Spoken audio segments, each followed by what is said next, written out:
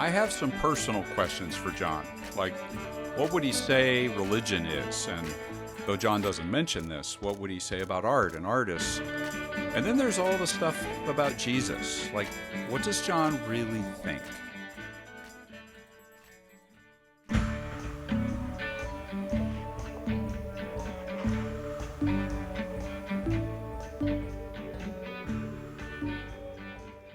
I'm Kevin Caldwell. Welcome to Sacred Wisdom, Sacred Texts, an exploration of some of humanity's most influential sacred writings. They've become my soul friends, daily companions, spiritual guides, and springs of wisdom.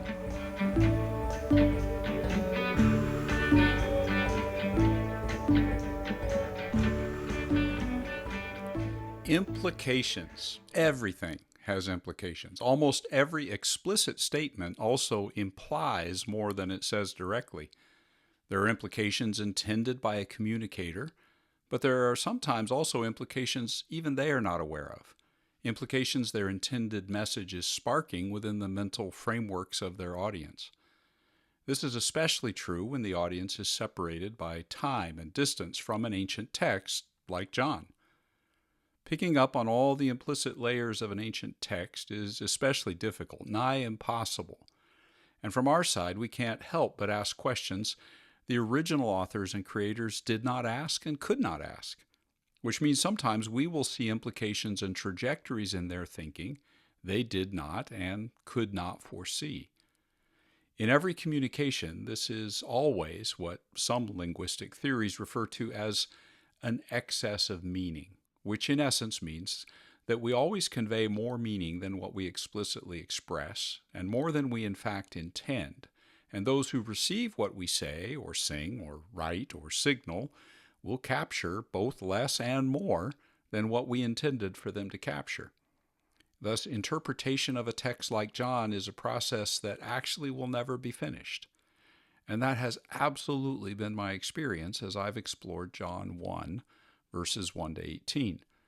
I've created 9 episodes, and I've used more than 34,000 words in my attempt to explain the meaning and implications of what John said explicitly in about 250 words in the original text.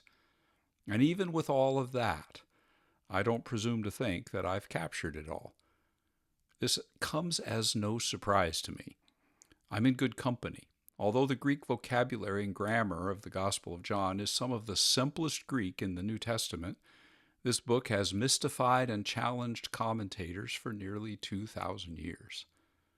In part, this is due to the gap that always exists between an ancient text and a later audience. But with John, I also believe the gap is due to the fact that the soul, which gave us the Gospel, is a soul that is at least as much the soul of a poet as it is the soul of what we might call an apostle.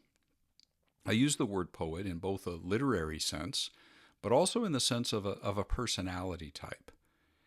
If you've been listening along, you know that I think John 1 to 18, is a carefully woven work that incorporates several poetic forms into one united piece. It's art, and John's an artist. In addition, I believe that John possessed a deep, contemplative, meditative soul. There's evidence in his gospel that suggests to me that he processed life with intentional and mindful reflection. I say that because he seems to notice that in other people. Art, poetry, music will always ping in fresh ways within the internal world, the imaginative environment of a fresh soul, a soul coming to this work fresh, such as you and I. I'm not surprised that we continue to discover new jewels, new insights, as happens with any great work of art when experienced by a new audience. There's an excess of meaning. In this episode, I want to try to get at some of what I see, at least, to be the excess of meaning, the stuff I've become aware of, and the stuff that most interests me. If you pick up John, and if you've listened along with my reflections, you'll have your own questions and your own intuitions about things John did not directly say, but may be implying. Of course, there's no way for me to know what those are inside of your head, but do feel free to share them in the comments and maybe we can have some conversation. I am aware, however, that for Christians in my audience, there are some likely questions about my way of interpreting John and things I've said along the way. And I know this because some have actually written to me and asked about some of the implications that they're wondering about from various episodes, especially things related to what John might say about Christian thinking, such as the Trinity or what's known as Christology, the nature of Jesus. I'm going to conclude this episode with some reflections about John and Jesus, but for the sorts of questions that I know that Christians are likely to have, I am simultaneously working on a special episode to address those questions in much greater depth. And when I get to the Buddha, which is next in my lineup of friends, by the way, I'll at some point look back on John through that set of lenses as well. So this episode has religion, art, and Jesus in the title, and so I'm going to get on to that. I just wanted to mention, though, that the next episode, numerically, will be episode 11, and that will begin our Buddha journey. But there will be a special episode coming as well, and I'll make it available to everybody, even though it will address specifically Christian questions, I think.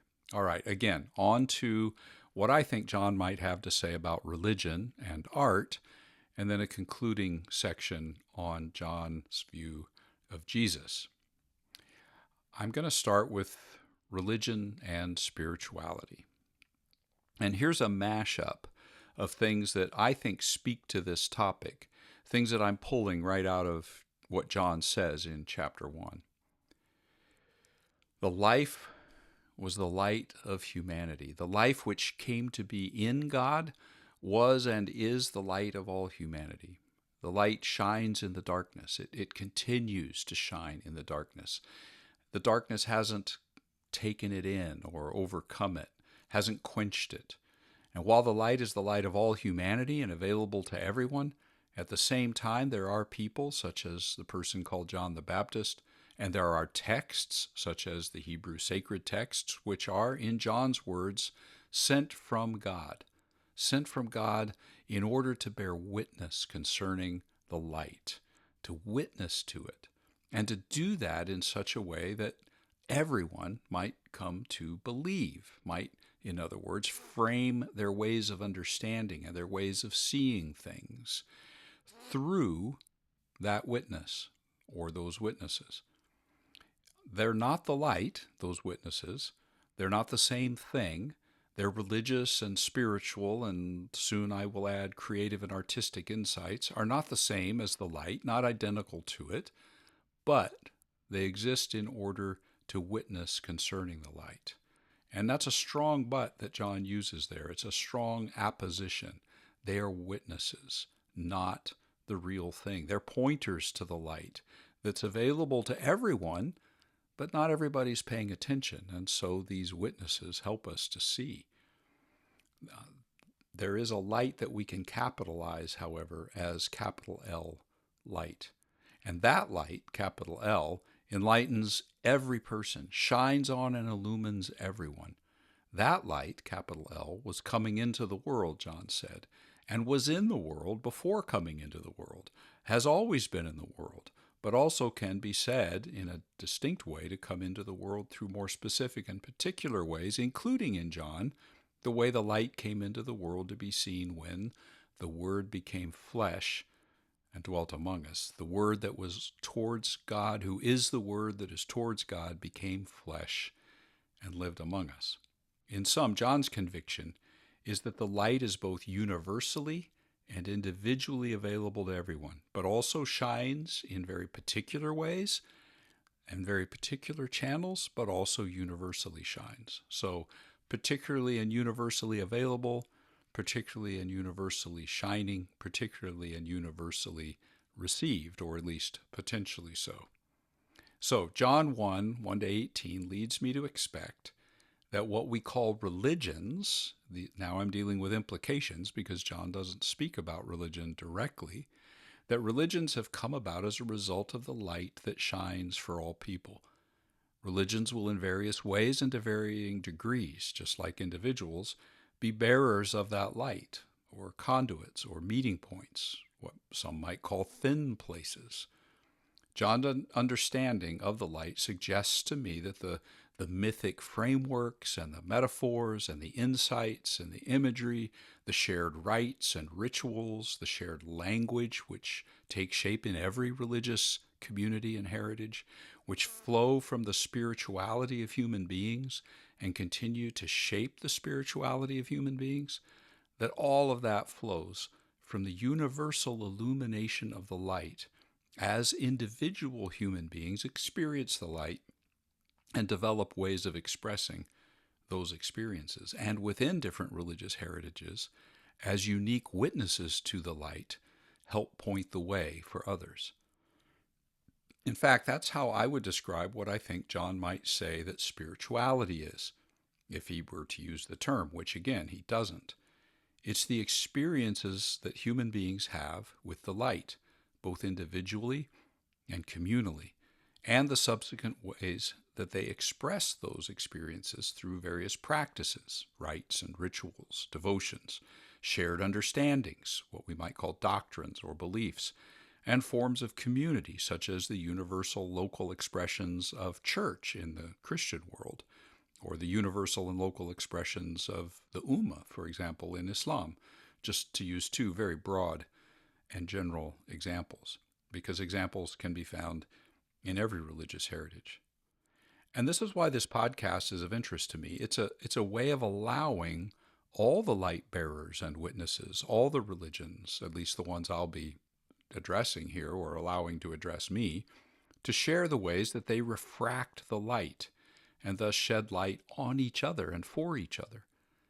What I mean by that and how I'll approach it will get clearer when I begin to explore voices other than John in future episodes. And as I mentioned, the next one coming will be the Buddha. But one question that might emerge is whether John would say there is one true religion. I've tried to describe what I think John would say religion is, but this is a question that I think some will have. Is there a true one?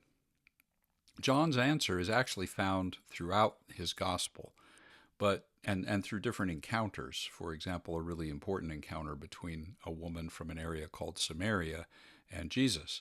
But I don't have space really to go into that. He does summarize what I think his views are in the first 18 verses that I've been looking at.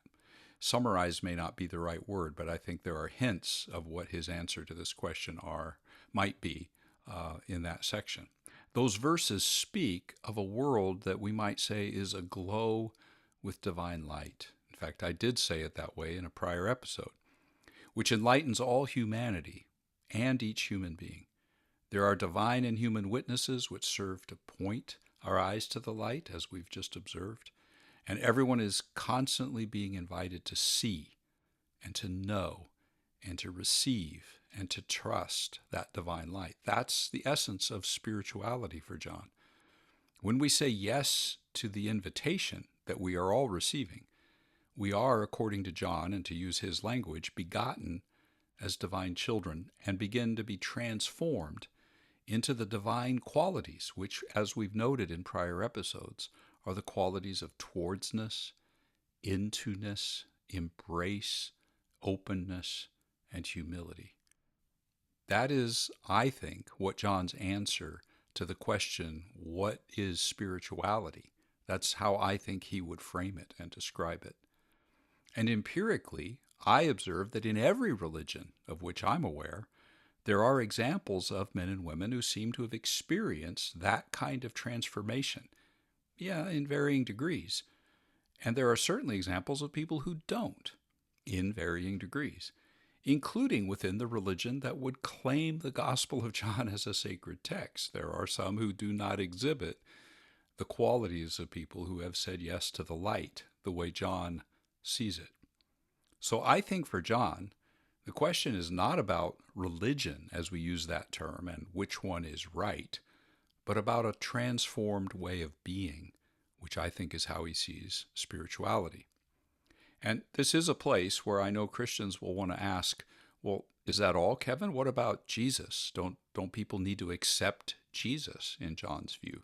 And I'm going to say a bit about that at the end of this episode. And again, I'll dig more deeply into that question in a longer response as a special episode. But first, I want to explore another implication I see in John 1 that interests me. In addition to religion and spirituality, what about art and creativity? What about all genres of art and artists? And here's the thing that really caught my eye, because I can say almost word for word the same things about art and creativity as I've just written about religion, spirituality. Let me demonstrate what I mean by repeating and slightly editing the summary that I did just a few moments ago when I was pulling out from John 1 the implications for religion. So, the life was the light of all humanity. The life which came to be in God was and is the light of humanity. The light shines in the darkness. It's still doing that. Darkness has not overtaken it, overcome it, or quenched it. And while the light is the light of all humanity and available to everyone, at the same time there are artists and there are works of art which are, in John's words, sent from God, which are sent from God in order to bear witness to the light, in order to witness as artists through their art, and to do so that everyone might believe, might frame their ways of understanding and ways of seeing through those witnesses, through the light, because of that artistic witness, we might call it. Now, art and artists are not the light.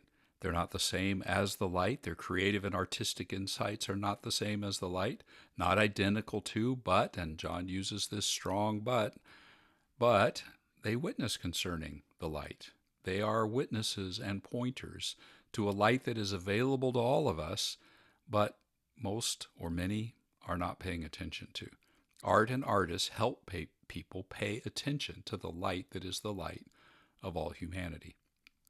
I think John's conviction, again, is that light is both universally and individually available, and universally, individually being shown all the time, and can universally and individually be received. Therefore, I think religion and art can both be, in various degrees, various ways, bearers of the light. They can both create and offer meeting points, what some call thin places. They both create and offer mythic frameworks and metaphors and insights and imagery and language which flow from the spirituality and the creativity of human beings and continue to shape the spirituality and creativity of human beings, all flowing from that universal illumination of the light as individual human beings experience it and develop ways of expressing those experiences, including artistic ways of expressing it. And again, the fact that I can almost word for word use the same words to describe how I see the relationship of both religion and art with this universal and particular shining of the light has led me to the conviction that spirituality and creativity are not two separate faculties of our souls. They are different expressions flowing from the same core of the human heart, soul, spirit, whatever we may want to call it. Well, all of that begins to bring me to my third and final topic for this episode. I said that I wanted to cover some of the implications that I see in John, and the two that interested me the most have to do with religion and spirituality on the one hand, and what John would have to say to that, and art and creativity on the other, and what John might say to that, or at least what the implications of what John is saying might be for all of that. But I also promised that near the end I would say some things about Jesus in John. So what about Jesus in John? And for now, I'm giving, as I've kind of hinted, a succinct, descriptive account of what I think John is saying about Jesus without trying to connect it too much to the ideas which developed much later in Christian theology, over the course of centuries, actually. And that's what that special episode is going to be about. John obviously was unaware of all of those later developments, but he would have something to say about them, and I'm going to try to kind of flip the tables a little bit in that special episode to see what John would say to for example, the later creeds of Christianity. But here, I really want to focus on what he wants to say about Jesus. I mean, obviously, he wrote an entire gospel whose central character is this person named Jesus. So clearly, he has something he wants to say. And let's get right to the point, because it's in John 1. John 1:14, the Word became flesh, is probably the primary thing that John wants us to see about the relationship between the divine and Jesus as we then read the rest of the gospel. Everything else in John is meant to be interpreted, I think, through that lens. So let me begin with a little reminder of what John means by the Word. It's important to do that in order to begin and get the right picture here, because if the Word became flesh, understanding what the Word is and remembering that is really important. And that takes us back to things we saw in verses 1 and 2 of John 1 in early episodes of this podcast. In the beginning was the Word was towards God, God was the Word, this Word that was towards God in the beginning. God was the Word that was the Word towards God in the beginning. So that Word, which is God, is what became flesh, according to John, became in some way united with the all things that came to be through the God that is the Word towards God. Let me try to get at that again. God is God, the Word that is towards God. All things came to be through God, including all flesh, and God became flesh, became part of the everything that came to be through God. And then the God who is the Word towards God became flesh. The Word became flesh. Okay, I've repeated it a number of times, a number of ways, because I'm trying to get that point across. But so clearly, this Word became flesh thing has something to do with Jesus. Okay, something to do with Jesus? Meaning what? Now, the first thing I want to point out is that John actually never says when or how that Word became flesh. John never connects it, for example, with Jesus' conception in Mary's womb. We don't know from John how or when the Word became flesh. What we do know is that Jesus is human in John and not eternal. And we know that because in John he lived in space and time. He ate, he got tired, he wept, he cooked fish, he hurt, he wept, as I said, he got angry, he related to people, he could be touched, he got thirsty. All right, now back to what John is saying about Jesus and the Word made flesh. There's two aspects that I want to touch on that I think John presents. One might be something we can refer to as the being of Jesus, according to John, and the other is what we might refer to as the role of Jesus for John. So first, let me talk about being, quote unquote. And by that, I'm referring to the big word ontology, the nature of someone's isness. So what is the isness or being of Jesus in relationship to the divine according to John? Now, statements in John such as I and the Father are one in chapter 10, verse 30, and where on the lips of Jesus, John says, Jesus said, before Abraham was, I am, in John 8, verse 58, have caused Christians to speak of Jesus, the human in the flesh Jesus, as if he were the eternal God. And so too, there's the saying of Thomas in the later portion of John, my Lord and my God, after the resurrection. And then John reports Jesus as saying, if you've seen me, you've seen the Father, in John 14, verse 9. All this is part of why Christians speak as if Jesus were God. Full stop. Use the equal to sign, and we're done. God is Jesus, Jesus is God. Some Christians speak that way. Some Christians speak of the divinity of Jesus in exactly those terms. And yet, in John 14, verse 28, Jesus says, the Father's greater than I. And in John 5, verse 19, Jesus said, the Son can do only what he sees the Father doing. And there's many references throughout John to the fact that God sent the Son. The sending of the Son, when connected with these Christian tendencies I've just pointed out to equate the human Jesus with the divine, has actually resulted in Christians speaking of Jesus, human Jesus, as being sent from heaven, as if there was a Jesus in heaven before there was a Jesus who was conceived and born on earth. So there's hymns, for example, about that, but Christians talk that way as well. How to make sense of these things? John 1:14 says, the Word became flesh. Now, the Word was eternal. The Word became human flesh, however, in space and time. Jesus was a real human being, as I've pointed out before, who came into existence at a point in time within history, flesh and blood. God, who is the Word that is towards God, is eternal, before everything, before time. Jesus is a human being within space and time.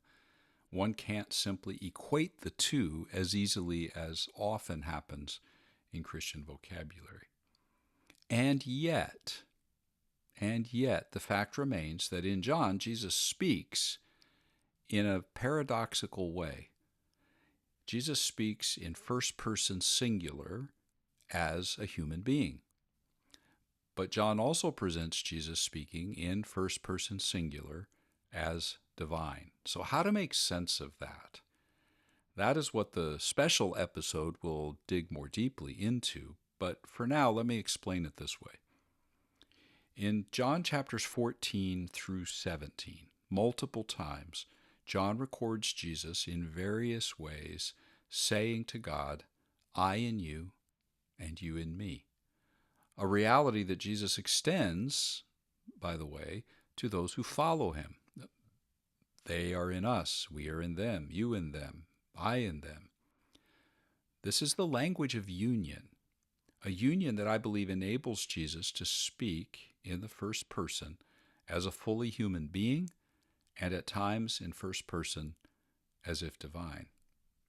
Now, that raises lots of questions. And again, Christians will have questions about the language I've just used there, whether union is strong enough. Is the union John is speaking of here ontological union, a union of isness? Is it an experiential union? Is it some other kind of union? Do the categories of ontological and experiential even fit or work? When did all this begin? When did it take place? These are distinctions that actually John just does not clarify. They're questions he wasn't asking. I don't think he was even thinking about them.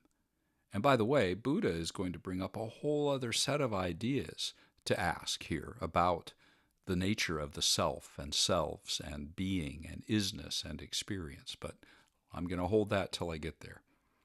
What we know that John says is that the Word became flesh in Jesus. We don't know when or how or what exactly the relationship is between the human being Jesus and the Word that is God. But I think it's clear that whatever John means by union, his language for describing the relationship is that of union. Let me say that again. Whatever he means by union, the relationship he's using is the language he's using to describe divine and human in Jesus is the language of union. And for John, whatever that union was and or is, it is something that all human beings who respond to the light can experience too. Whatever it is that the phrase divinity of Jesus means, and I think John would actually be comfortable with that term. I think he would welcome talking about the term the divinity of Jesus, though he never used it.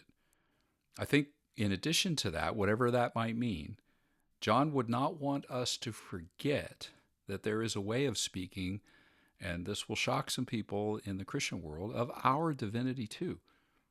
Now, having said that, and the reason I say that is because he talked about our being begotten as divine children. Now, having said that, I do think John sees the divinity of Jesus and the divinity of those who are begotten as divine children in some different ways. And we've hinted at it in prior episodes, but I will take it up in the special episode. Okay, so the beingness, the isness of Jesus is, I think, really discussed by John in union kind of language. The fullness of what kind of union we will unpack in the special episode, although even then I think it's going to be remaining very mysterious, and it will get even more mysterious when we turn to the Buddha. Now, what about the role of Jesus in John? I'm going to highlight three aspects to that role, or three roles, we could say. The roles of Jesus for John are connected to this union of the human person, Jesus, with the eternal Word that was God, who is the Word that then became flesh.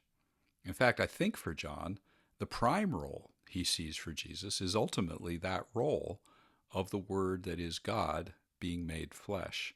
So God's role at work and through the truly human person, Jesus, is the role of the Word made flesh. But it's God's role or roles. It is connected to this truly human person, Jesus, but ultimately it is God's role. All right. Some other roles here that I want to talk about. First, one of those roles is what I would call the role of being the end of religion as we know it. And that takes us back to things said earlier about John and religion, by the way. But here's a list of just some of the roles of Jewish religion as it was understood in the Hebrew Scriptures and at the time of Jesus and John, roles which John suggests in his gospel are actually finished in and through the Word made flesh. But hold on to that, because there's nuance when I say finished. It's a yes and no to that. But here's some of them. The light of the world. That was something that the people of Israel were said to be, and that is something that Jesus says he is. The sacrificial system, being sent, being the Son of God. We explored what that means and the history and background to that phrase earlier. The vine, the manna from heaven, Torah as the way. All of these things end up being things that Jesus in many ways claims to replace, or that John claims that Jesus replaced. Now, for John, and here's the nuance, religion isn't literally ended or finished. The earliest followers of Jesus remained Jewish. They went to the temple. They took part in the sacrifices. So did Jesus.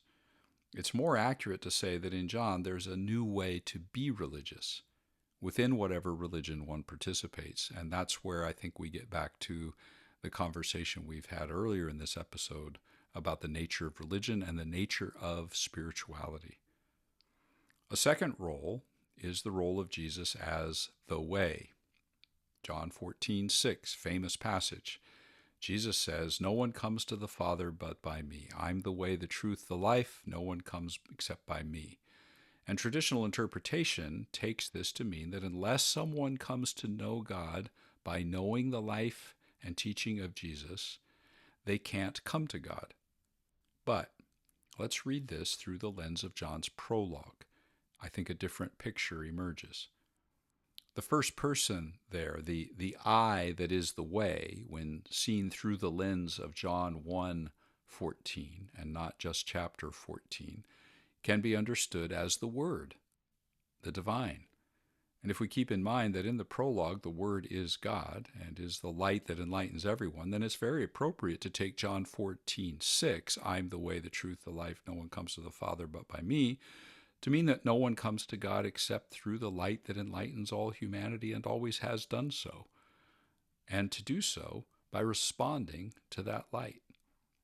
Now, I'm aware that this raises all sorts of questions about how to know when the first person singular on Jesus' lips is human or divine, and whether the union might be such that we really can't make such distinctions. But that's a question, again, for the special episode and the nuances of what John might say to Christian theology.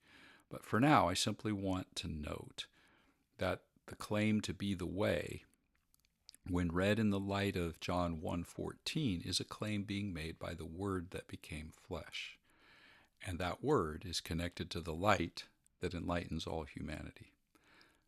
The way, the truth, the life, through which no one comes to the Father, is that light that is the light of all humanity, that became flesh in that person, Jesus.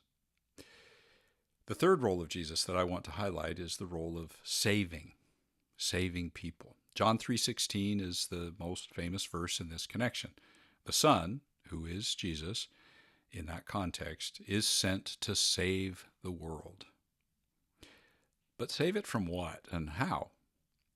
One of the answers in John is that Jesus saves from or takes away sin. Being saved from sin in John is connected to the idea of sacrifice and the death of Jesus as either completing or even replacing the sacrificial system. This is why John the Baptist points to Jesus early in the Gospel of John and says, look, that's the Lamb that takes away the sin of the world. It's why in John's account of cleansing the temple, I think, out of all the four Gospels, with the other three mentioning that lambs are driven out of the temple as Jesus cleanses it, only John leaves out mention of the lambs being animals that are in the temple when Jesus goes in and drives out the animals that are being kept there for sacrifice. For John, there is a lamb left in the temple, but that lamb is Jesus.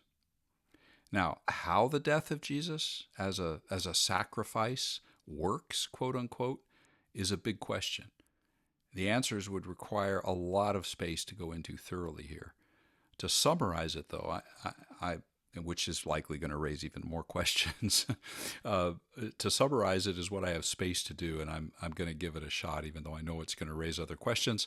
So here it goes. Taking the Hebrew sacred text as John's primary context for understanding how Jesus' suffering and death take away sin, there's two primary pools of material. There's what we find in the books attributed to Moses, and specifically how Moses spelled out the sacrificial system and the idea that atonement can be made through that system. It should be noted that throughout the Hebrew texts, however, there is another pool that I want to touch on here, and it's made of voices which question the assumption and which boldly question the necessity of any kind of sacrifice. Perhaps the clearest example of that other pool is found in Psalm 40, verses 6 to 8, which says, "Sacrifice and offering you did not desire. Burnt offering and sin offering you did not require." And that flies directly in the face of the Torah of Moses, where it's said that God did desire and require those things. The psalmist goes on to say that God has opened their ears, the person speaking, so that they came to understand that instead of offering sacrifices, what God wanted them to offer was themselves. And so the text goes on to say in Psalm 40, "Here I am. I've come. I desire to do your will. Your law is within my heart."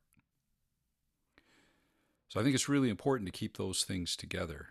The sacrificial context to what John is saying, and then also those streams within the heritage of the Hebrew sacred texts that seem to question whether that was in fact required or necessary. There's another pool for trying to understand this idea of how sacrificial offering might be a way of addressing the problem of sin. In Isaiah, there are passages referred to by scholars as the suffering servant text or the servant text, and they portray a community of Jewish people, a faithful remnant, faithful, devout people who suffer as true servants of God under an oppressive regime, and whose suffering is in a mysterious way redemptive. The New Testament draws on that image and applies it to Jesus, but we should not lose the original context of it being a community of people who were loyal and faithful in their service and endured a type of suffering that Isaiah said was redemptive. And I take all of that together and conclude that there is a way in which suffering, sacrifice, can be redemptive. And I think that may be what John is drawing on here. Now, let me be really clear. I'm not saying suffering in and of itself is good. I'm not saying that those in pain and agony of any sort should see it as a good thing. I'm not saying that we should say thank you as we're abused or as we die of cancer or suffer in a concentration camp or watch bombs falling on civilians. John, in keeping with streams within his sacred heritage, understood sacrifice, quote unquote, and suffering in the face of evil as in some mysterious way working to, the term I would use, remetabolize sin into something else. That's really what the whole metaphor of atonement is all about. Certainly for John, Jesus is a prime and unique example of it. But John's view of Jesus as the Lamb needs to be seen in this larger context of John's sacred heritage, and how Jesus saves from sin needs to be seen in that context as well, and how human suffering, such as that of the suffering servant in Isaiah, might also contribute to a different way to metabolize evil. The whole experience of Jesus' suffering and death on the cross needs to be seen within the context of the way that John's portrayal of the divine character as towards and into and open and giving and humble takes into its own being the woundedness and pain and brokenness of our world. And we are invited to experience that. For John, Jesus is a supreme example of it all, but it needs to be seen in this larger context. Now, as always, there's a lot more to say, but at this point, I want to begin to wrap up. And again, I'm reserving a lot of things for the special episode, but I need to wrap up this series of episodes in which I have been unpacking John 1 to 18, and I need to start to transition to what is coming next. And I think the best wrap-up of the prior 9 episodes is essentially to re-express the summary I've given elsewhere of verses 1 to 18 of John 1. The God who is the Word towards God, the God who's leaning into God's self, whose very nature is embrace, who brings God out into the open to be seen, the God who's humble, the God in and through whom all things came to be, in whom is life itself, the God whose light shines always for all everywhere, and who is that light, the God who is in the world which came to be through God. That God became part of the world, indwelt and inhabited the world that came to be through him, and as such can be seen, known, and experienced. The glory or nature of that God is grace and mercy and love, a love that is enduring and reliable, a love that can be counted on to last. And the whole point of all of that is so that we can share in that same divine life as God's beloved, begotten children, reflecting that divine nature. It seems anticlimactic to just say, yeah, that sums it up. That sums up John 1 to 18, and then turn around and say to myself, why didn't I just say that to begin with? Why did it take me 9 episodes and 34,000 words? But, it may seem a little anticlimactic, and as if I need some bigger ceremonial way to mark this moment, but in fact, yeah, it's true. That pretty much sums it up. Now, what's going to come next? There is this special episode for Christians about John 1 that I've been talking about almost constantly through this episode, and I've said enough about that. I don't feel like I need to say a lot more. I'm working on it. I'll get it recorded and released. I'm not going to number it, but it will be in the collection available for anybody interested. With my focus on John ending, for now at least, this is also a point of transition from looking at one sacred well, one sacred friend that I'm having conversations with, and turning to another one. In this case, the teaching of the Buddha. And I'll need to explain why I'm going there next, which I will do in the next episode where I introduce him. That transition may seem a bit abrupt, but as it happens, turning from John to the Buddha will not exactly be an entire break from what we've been looking at. I'm certainly going to be looking at the Buddha in his own right first, and not just as a foil for some of the things that have come up for John. But the fact is that eventually we're going to see that the Buddha will have a lot to say to some of the things that have come up as we've talked with John. A little example as a preview. John spoke of the divine being and the divine nature and human beings, and I've tried to understand how John may have understood Jesus as a person. I've used phrases like Jesus speaks in first person singular as a human and first person singular as divine. I've used phrases to describe John's view of the nature of God as both a plural singular and a singular plural. So what does all that mean? All of that language assumes certain ideas about selves and personhood and reality and being and concepts like divine. And these are precisely some of the things the Buddha will most radically question and about which he has his own ideas to offer. I think the conversation between the two, when we get to that stage, is going to be really fascinating, helpful, and challenging, which I look forward to exploring when I get to episode 11.